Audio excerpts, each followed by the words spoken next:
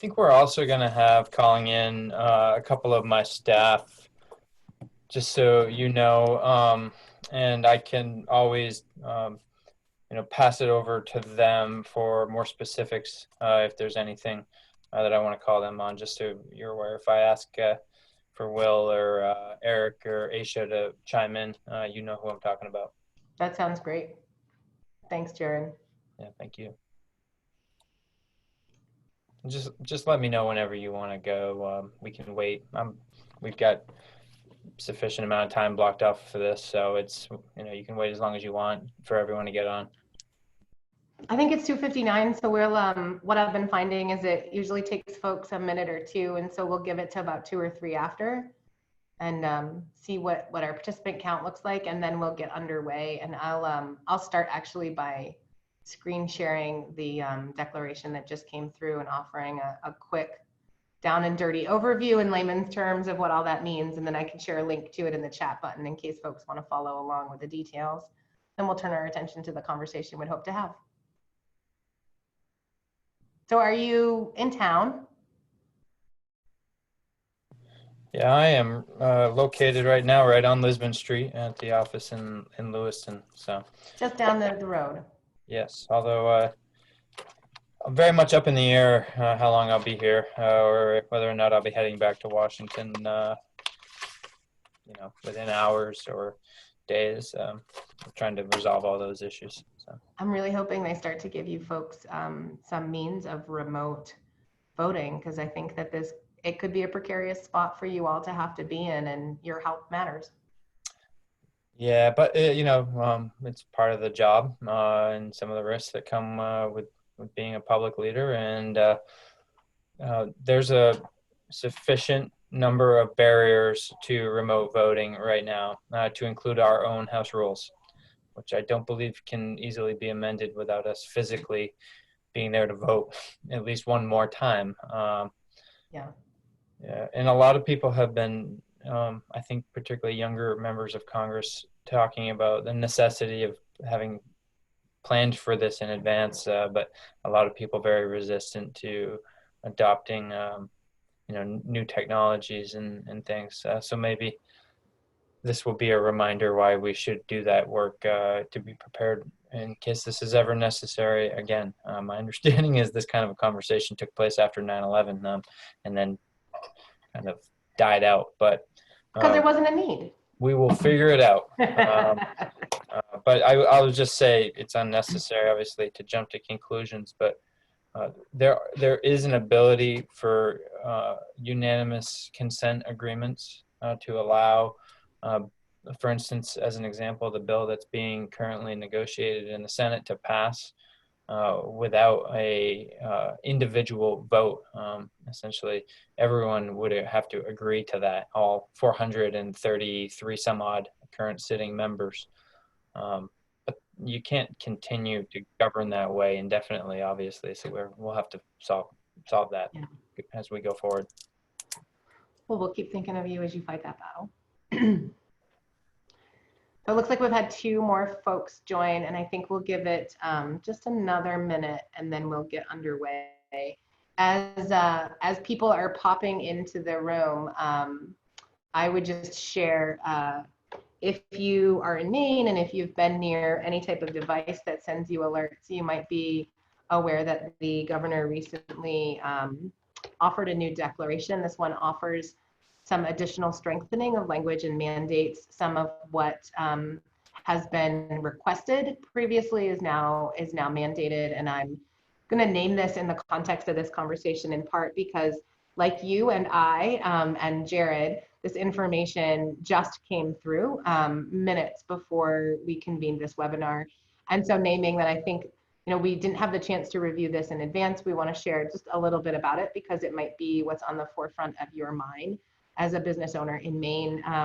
But then really note the function of this phone call is to make sure that Congressman Golden is able to hear directly from you, employers, about changes in employment and what you're seeing and what questions you might have as it relates to some of the federal laws. And I'm not sure if any of you were able to enjoy us, but we did have a webinar today with attorneys from Brandon Isaacson, where we talked about the employment law implications. And I mean, I think there was 80 folks in that webinar. It's an active topic. I know that we've got, I think, 33 folks registered for your employee listening session on Thursday, Congressman Golden. So that's, I think, where we are. So let me just overview briefly, and I've shared in the chat function a direct link for the Office of Governor Mills report. But what we're noting is that today non-essential businesses with any public facing or customer interactions have been mandated to close. Any businesses or operations that have 10 employees or more and are not able to provide the 6 feet physical distancing requirements are also ordered to close. There's a fairly good list of what essential and non-essential is. And I think it's just really important to name that you're still going to be able to get your groceries. You're still going to be able to fix your sink if it breaks. I'm somebody who's trying to move into a new home right now. And so I was glad to see that on the list.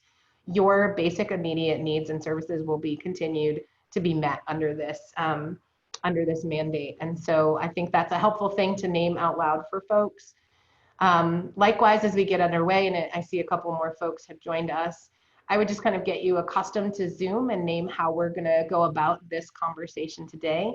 So if this is your first time, if you just roll your mouse down over the bottom of the screen that you're viewing me in, if you're joining through a computer, you'll see a bar pop up at the bottom. From left to right, there's a mute button. And I start each call with everybody on mute so that you can choose when to unmute yourself. I do have the ability to mute all of us. And if the number gets too large, I'll kind of proactively do that. You can turn on your video or not.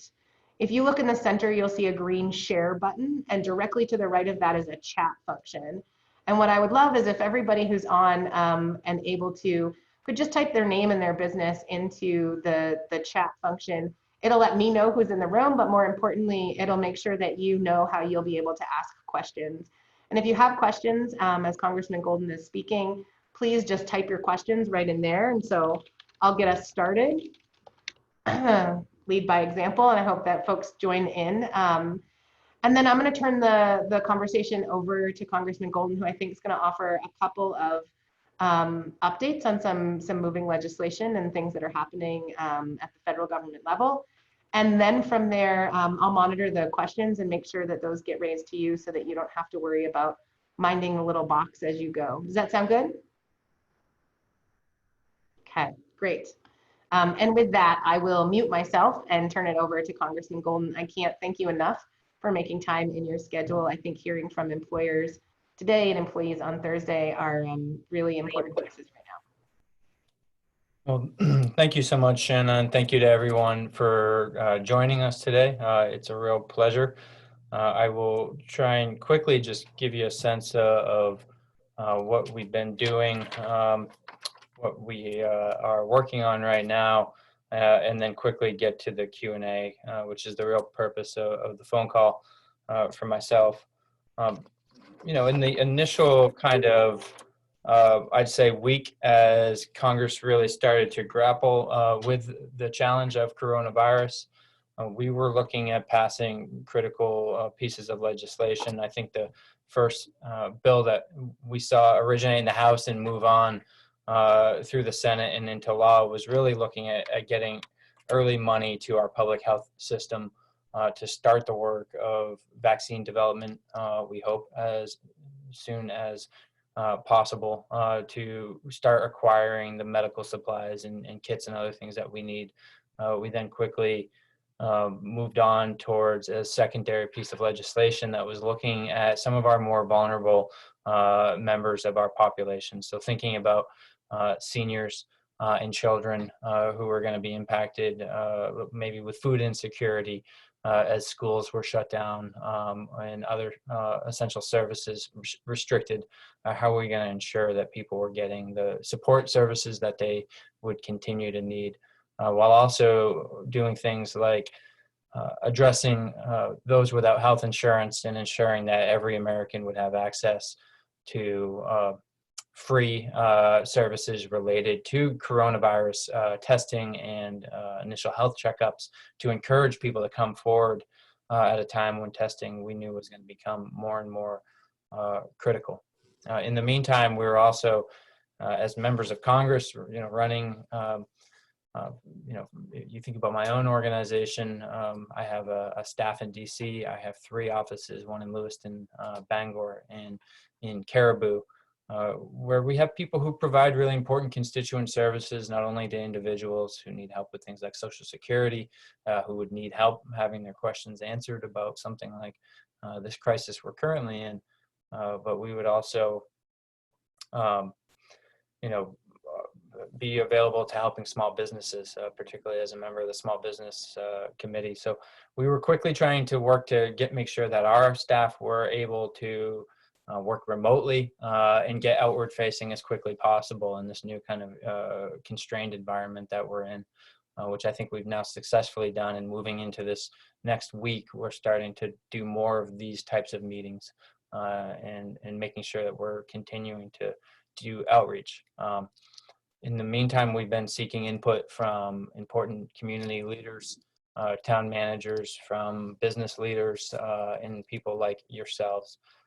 I think that the second bill that the House passed gave money to the SBA so that they could administer what the president had announced would be a rather sizable sum of money that would be made available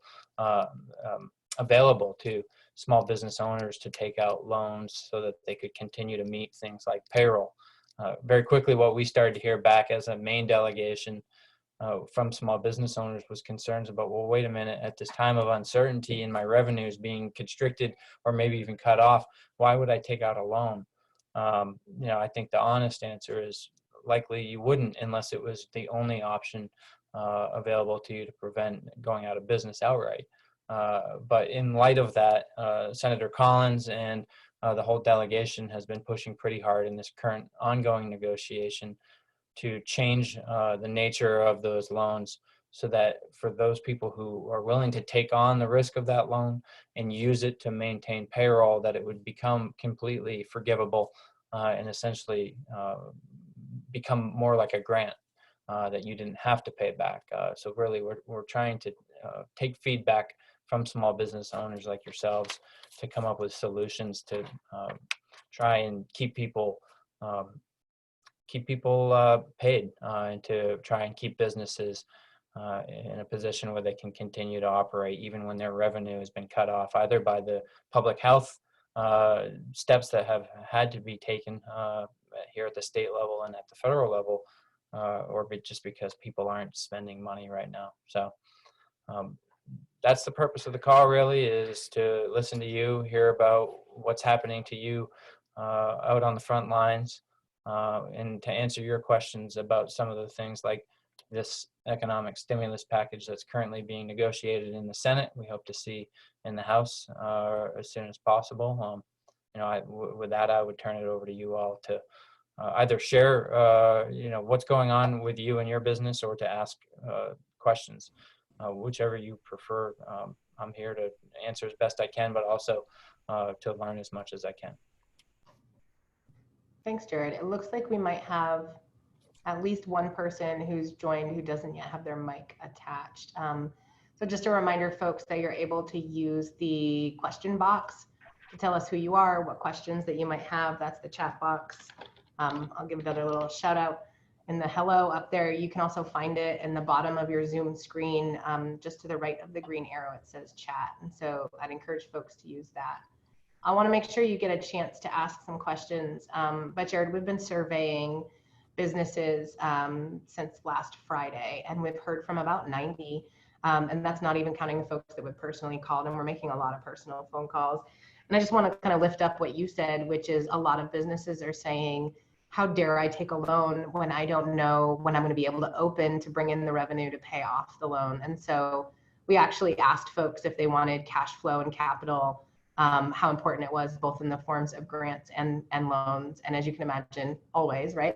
Grants are, I think, a higher priority, but there is a lot of hesitancy that we're hearing around the SBA loans. We're trying to get that information out to folks, as well as SBDC, who are counselors who are happy to walk folks through the SBA loan process.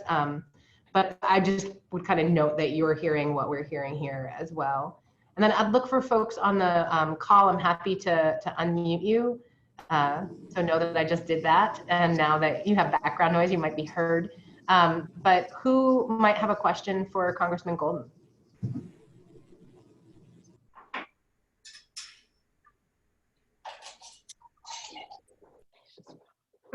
And it looks like we might have another person or two joining as well. Hi, Shannon. Good morning, Caesar. Hi, Maureen. How are you? I'm well. How are you? I'm good. What question Um, might you want to ask? I think I would like to ask if going back to the loan versus grant, and do we think that that's does that look promising? I guess is the way I should put it, because I think that once the word gets out, it will be confusing to those that own small businesses as to whether they will be paying back a loan or whether it will be an actual grant. So, Mo, I think one of the first things I want to say in response to your question is that once we pass a law, any law, that's just the tip of the iceberg. It's the implementation part that's often missed. And I think people, particularly members of Congress, don't always situate themselves to help with that implementation out in their community. So I want to promise you all that myself and my staff are going to be here to help you work with organizations like the Small Business Administration and SBDCs that Shanna talked about to try and smooth that implementation process and help you get connected to help as quickly as possible. In regards to how promising does this stimulus package look, I'm not going to make any promises right now, but I would be shocked if Congress isn't ultimately able to enact this week. If not, I mean, look, we've got currently Minority Leader Chuck Schumer in the Senate saying they're on the 2-yard line in regards to closing a deal. The majority, the Senate President Mitch McConnell saying they're on the 5-yard line. Look, we're in the red zone, in the Senate's getting close to a deal, and from there, some of you probably heard me discussing early on that the House has certain options if all 430 plus members of the House agree to a unanimous consent. We can allow that bill to pass right through to the president. It would only take one objection to prevent that, in which case we'll go to Washington and we'll take a vote on that legislation. I feel pretty positive about the likelihood of Senator Collins' provisions being in the Senate bill and being maintained in whatever this deal that the Senate thinks that they're close to, that it will be in there. Now, obviously, every business, particularly small business, would prefer a grant to a loan, particularly at a time like this. But as policymakers, I think we have to balance, looking out for the best interest of all American people and the economy, and concerns that taxpayers have, workers and business owners alike, with some of the things that we've seen in the past in regards to what looks like a bailout of business interests, and workers feeling left behind. And so the balance that I think Senator Collins' provisions seeks to meet is that we would be asking businesses to take on some of the risk that comes with taking out that loan. But if they meet certain standards, essentially that they maintain payroll, and that they don't take those loans and use them in other ways that wouldn't keep people paid and working, like for instance non-essential purchases, capital investments that they weren't are otherwise working on. If they were using them for stock buybacks and things, then yes, they would have to pay back those loans. But for those responsible business owners that use them for the essentials, payroll, paying the mortgage and the fiscal responsibilities that you have as your day-to-day overhead, then you would not be required to pay them back. I don't know if that answers your question or not, but really we're trying to create kind of a carrot incentive to people to use these to focus first and foremost on payroll. Can I put a fine point on Maureen's question? Because I think the difference is, and things are happening so rapidly, and we're getting federal information like the SBA loans, and then there was some state loans that were made available that are coming through similar channels, and that FAME is working through local institutions. And just as a note, one of the things we're hearing really clearly, start with your financial institution. That's the starting point for some of these conversations, because they know best and are the distribution point. But I guess one of the things that Maureen is hinting at that I'm hearing as well is the SBA disaster loans that Maine, was the first state to qualify statewide for. So I think a lot of folks, ourselves included, were encouraging, this is the time to kind of to get into the system and to start that process before more states come online. Yeah, Shanna, that's what I'm hearing, and that's what the SBA director here in Maine, Amy Bassett, is going to tell business owners on Thursday is, look, it takes 2 or 3 weeks often, for businesses to fill out the paperwork and then get it, on their end processed. Once you get approved for one of these disaster loans, you have like 6 months to accept it or reject it at no harm if you ultimately choose not to take it out.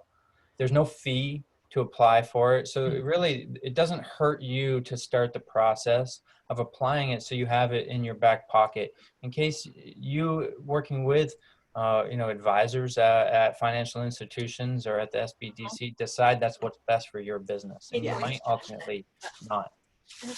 I think the question that comes along with that, though, is for businesses who are following that advice, because it is the right advice. Like, you're not locked in. Now's the time to explore.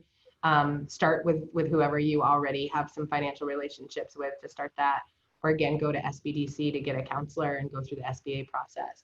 But I think the piece that Maureen's hinting at is, if there is the potential for a loan product that has some opportunity for forgiveness built in, how might that confuse the message between that and the SBA loans that are available currently? And for businesses who are, and I mean, we've had a high number of businesses close. I've got a lot of employees that have been laid off in the communities that the chamber serves.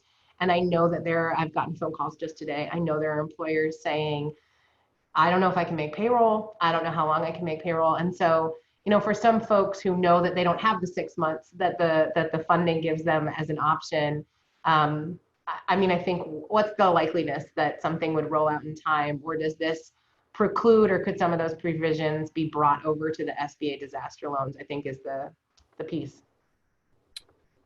All good questions.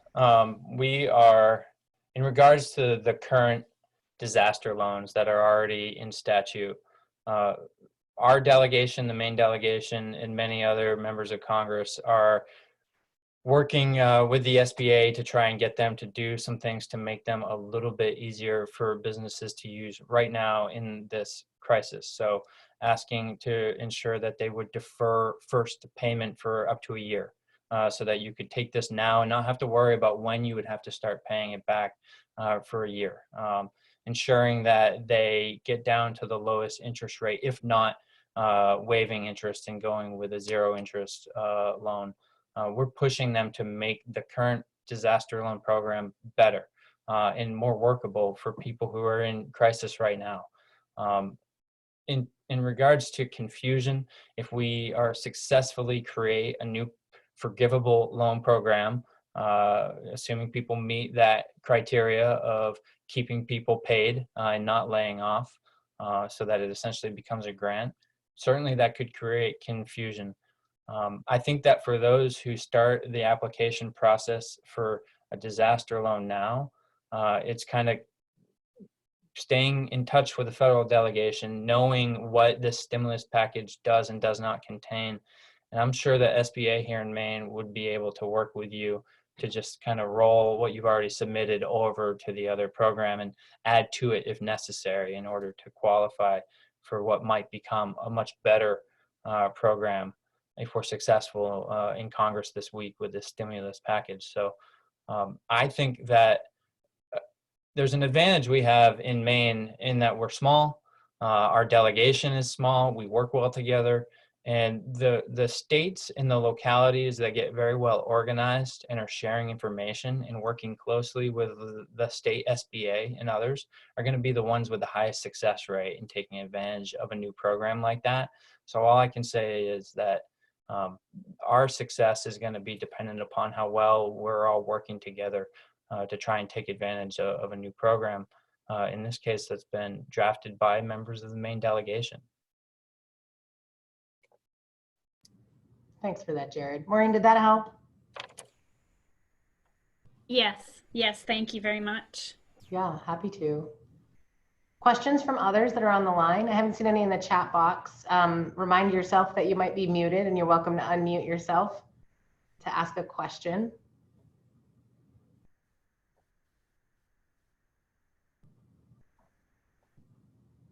If not, I can bring forward some of the questions that we've been getting, Jared.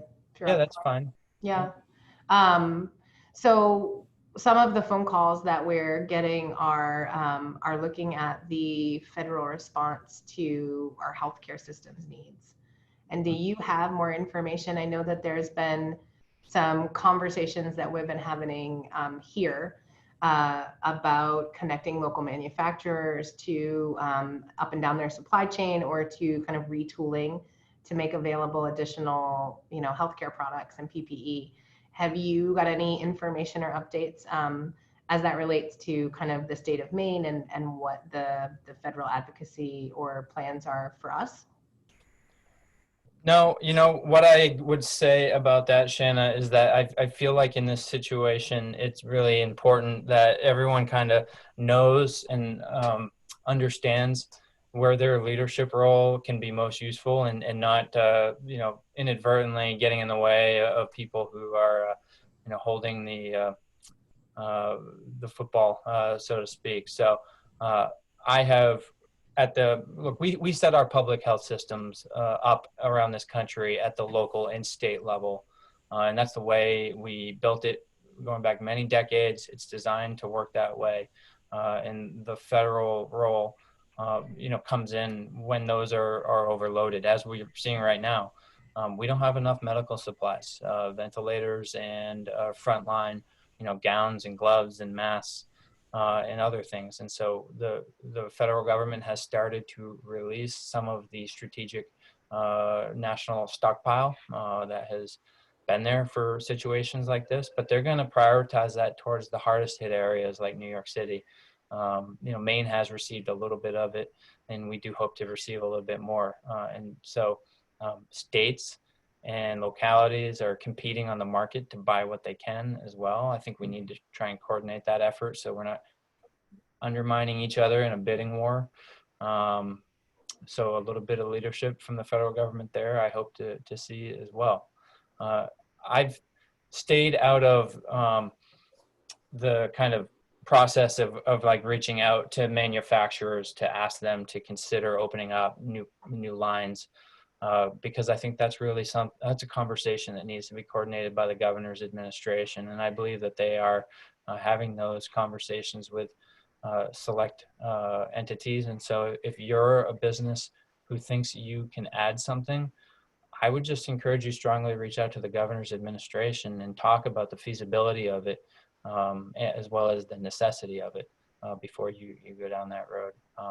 We're always happy to play a connecting role, but I've largely tried to back up the governor's administration in regards to something like this. If I could speak to that, hi, it's Amy Landry from ABCOG. So in relation to manufacturers specifically, I know our staff person from Manufacturers Extension Partnership, MEP, is actually working on that currently, with the administration. So they have identified needs, they've identified, what potential there is, and they're reaching out to clients across the state to try to help them. Yeah, I saw some of the work you've been doing, Amy, just in the last couple of days. So thank you very much for.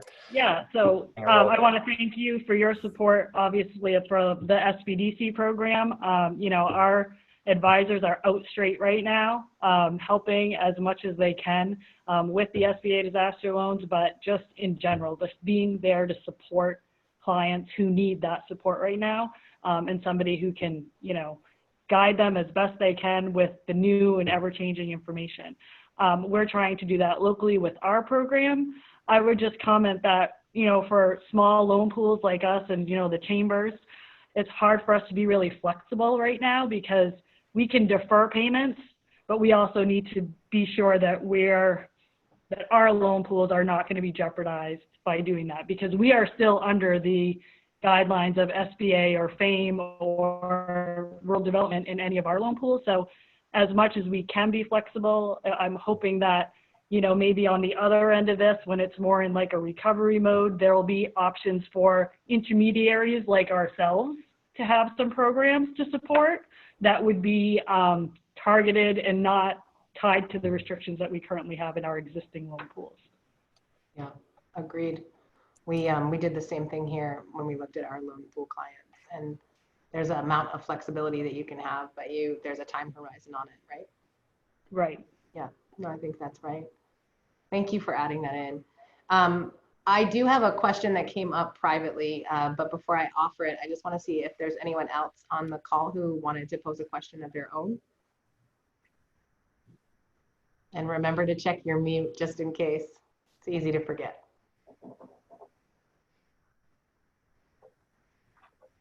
Okay, hearing none. I hope folks aren't being shy. Jared, I think there was a question that we had around the opening up of and this is a question that we've gotten actually a couple of times, with some of the changes that came from the Families First Response Act and what that made available in terms of, changes to FMLA and, kind of the difference between employees taking sick leave or an actual layoff and the kind of all of the space that plays in there. We're certainly seeing folks looking at those different options, and they are thinking of them as options for better or worse, and they're seeking that information. One of the questions that comes up over and over again is about health insurance. And so noting that there's kind of like a closed period on when folks can get into the marketplace unless there's changes in employment, right? What kind of opportunities do we have through the larger Affordable Care Act in the marketplace to ensure healthcare in place for folks who are having changes in employment? Yes, so there is work afoot to try and open up the Affordable Care Act marketplace. Right now, kind of like a special enrollment period for those people who are employed, aren't covered, with insurance. We're working to try and create some kind of access on that. So let me get back to you on that, Shanna. In regards to people who currently don't have health insurance, if there's some kind of need related immediately to the coronavirus, threat, if someone is experiencing symptoms that I think we've been broadcasting as best we can, and of course, we want people to go to the main CDC and the US CDC for that kind of healthcare information. But for people that have symptoms, like not having health insurance is not a barrier. You can go, you can get testing that is covered. States will be covering this through Medicaid with federal reimbursement, 100% for testing visits in particular. We've also, the federal government has increased the federal share of state-run Medicaid programs, and we are loosening up eligibility in some instances for states to cover more people through Medicaid as well. So I hope that answers that aspect of the question. In regards to paid sick leave, the second piece of legislation that Congress passed, we passed this on March 14th, with some technical corrections coming the following Monday. We have essentially mandated companies under 500 employees to provide 80 hours of paid sick leave.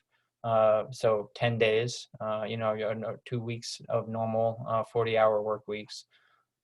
This would be then would make employers eligible for a tax credit, which would offset some of their quarterly payments into like Social Security and Medicare on the employer side of that employer-employee reimbursement. So you would, if you don't currently provide paid sick leave, you would be required to do so for people that need it for coronavirus-related illness, or if a family member does, or if someone that they are a caretaker for. So, but you would ultimately be able to apply for and receive a tax credit, which would just ultimately offset like your quarterly payment.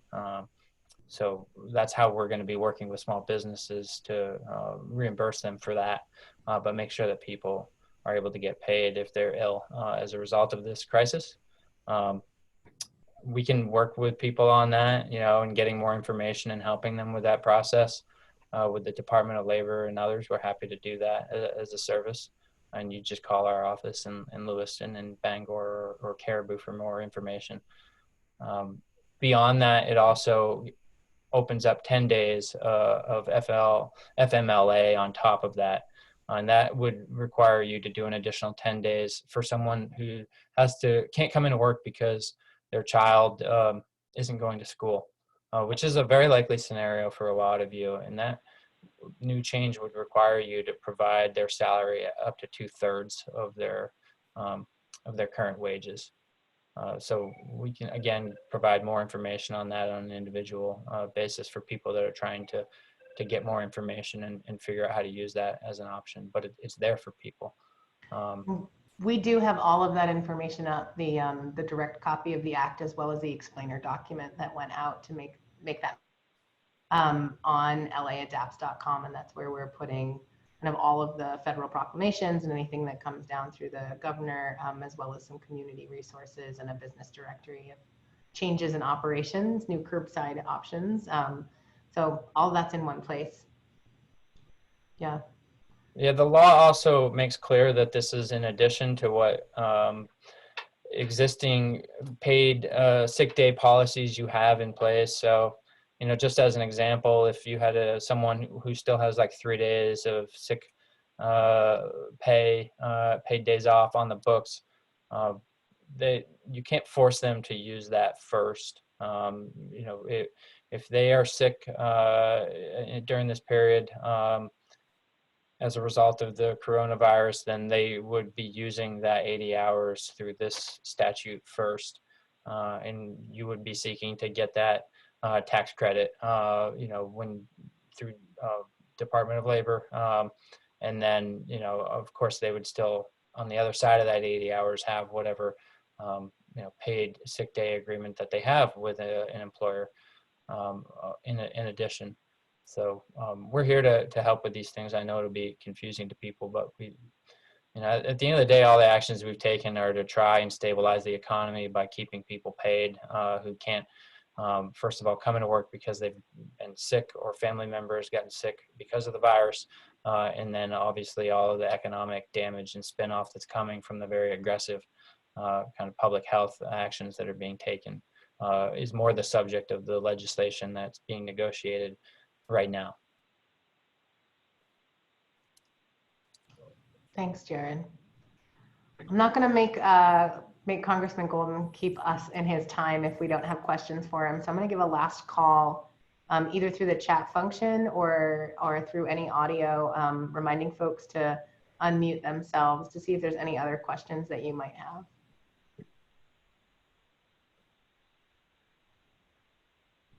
I'm not seeing or hearing any. Congressman Golden, I'm super thankful for your time, as you can well imagine, and look forward to talking to you on Thursday. I think in terms of parting ways and parting words, if there is anything else that we can ask of or information from the business community or the LA region that would be helpful to you in your offices in allowing you to govern and stay connected to your constituents, we're here for you. We'd be happy to. Likewise to those on the call, member or otherwise, we also do economic development, and we cannot think about our economic growth or sustainability in this region if we think about it along member and non-member lines. So we're here for you. So if there's anything that we can do, let us know. Yeah. Let me just say in closing, look, I've instructed my staff at this time, first of all, to be outward facing, that we are focused on constituent services for individuals. So the people that work for you, if there are things we can help them with, particularly things related to the federal government and different agencies, tell them to call us. And that includes also constituent services for businesses. So as you wonder about what this stimulus package does for you. Assuming, fingers crossed, and I feel good about it, that we're going to be able to pass that. Call us, and we'll help you, walk through it and figure out, how to get the best information from the Department of Labor, from SBA, and others.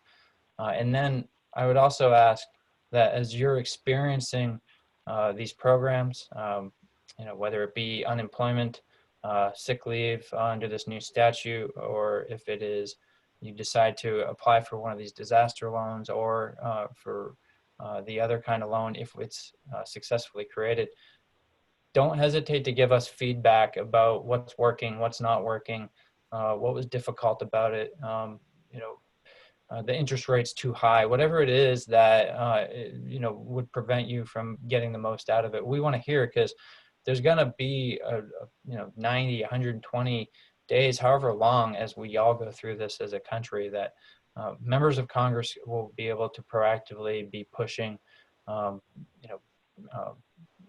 places like the Department of Labor, HHS, and others to give them feedback that we're hearing directly from businesses like yourself. And so we really, in order to be as effective as we can for you, we need to hear from you. So don't hesitate to call us up and reach out, because that's what we're here for. So thank you. It's been a pleasure. I really do appreciate your time. I wish you luck ironing these things out. I think there's, I've heard a lot of folks asking questions about where that legislation is going to land. And I will say, in a state that's 98% small businesses, most of the comments that I heard have been pretty grateful that they're taking a third attempt at being thoughtful and making sure that money really does make it to small business and workers. Just in case what you wanted to hear, that's what we're hearing. I tell the Speaker of the House all the time, one of my favorite things I learned in the Marines, that slow is smooth and smooth is fast, that we need to act quickly but thoughtfully, and cross our T's and dot our I's, because if we rush this and don't get it right, it's going to be ineffective. So while I know people are anxious to see us pass this with a almost now $2 trillion stimulus proposal, we got to make sure that we've got the right accountability in there, and that we're going to get the money to the right people. So we will continue to do the best we can for you. Thank you. Thank you. Thank On you behalf so of our much. members. Thank you. Have a great day, everyone.